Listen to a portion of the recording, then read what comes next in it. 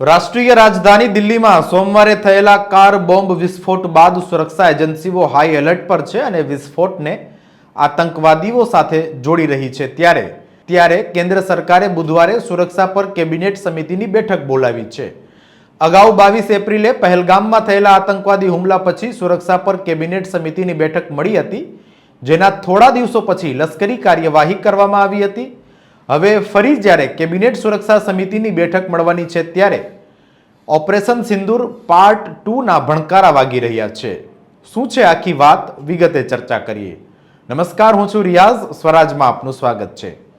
પ્રધાનમંત્રી મોદી હાલમાં ભૂટાનની મુલાકાતે છે। તેમના પરત ફર્યા બાદ CCS બેઠક બોલાવવામાં આવશે। પ્રધાનમંત્રી આ બેઠકની અધ્યક્ષતા કરશે, જેમાં દિલ્હી બોમ્બ વિસ્ફોટની તપાસની સ્થિતિ અંગે પણ ચર્ચા કરાશે। ઓપરેશન સિંદૂર અને પ્રધાનમંત્રીના રાષ્ટ્રને સંબોધન પછી કેબિનેટ કમિટી ઓન સિક્યુરિટીની પહેલી બેઠક હશે। અગાઉ 22 એપ્રિલે આ સુરક્ષા પર કેબિનેટ સમિતિની બેઠક મળી હતી, જેના થોડા દિવસો પછી ભારતે ઓપરેશન સિંદૂર હેઠળ પાકિસ્તાન સામે રાજદ્વારી આક્રમણ શરૂ કર્યું હતું। હવે ફરી એકવાર સરકાર ઓપરેશન સિંદૂર પાર્ટ 2 શરૂ કરી શકે છે કે કેમ તે અંગે પણ ચર્ચા થઈ રહી છે। સરકારે પહેલાથી જ કહ્યું છે કે ઓપરેશન સિંદૂર હજુ પૂરું થયું નથી અને પાકિસ્તાન તરફથી કોઈ પણ આતંકવાદી કાવતરાનો બદલો લેવામાં આવશે।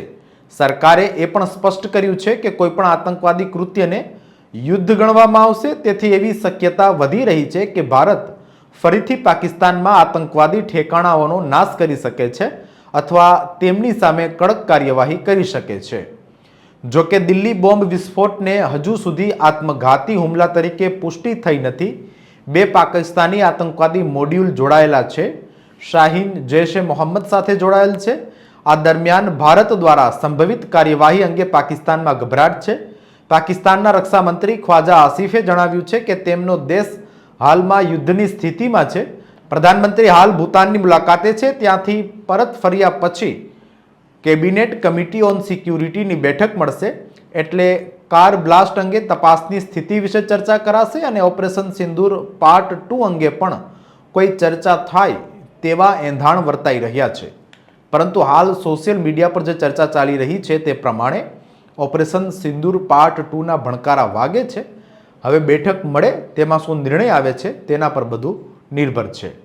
સમાચારોમાં અત્યારે બસ આટલું જ। પડે પડની અપડેટ્સ માટે જોતા રહો સ્વરાજ। ધન્યવાદ।